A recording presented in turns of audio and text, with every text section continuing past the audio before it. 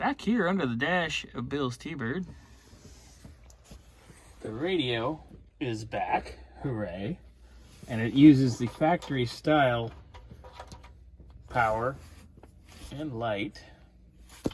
So, of course, whoever monkeyed with the radio last time, because it was a stock radio, but it was upgraded to modern for probably the late 80s. They added this and this, and I don't know what this relay does, but this is a stock lead and it still has power, so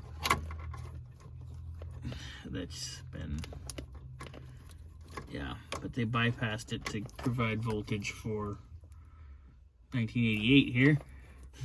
So Wesley and I get to go chase all this stuff, find all these speaker wires that are interestingly wired,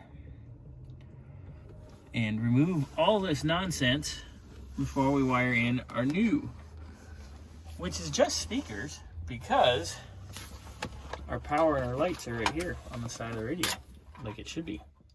So we also need to find where this is. Wes is like, oh, this isn't so bad. No, that's the easy part. It's getting this figured out. And we also got to find a nice sort of hidden home for the microphone. I'm thinking somewhere in here,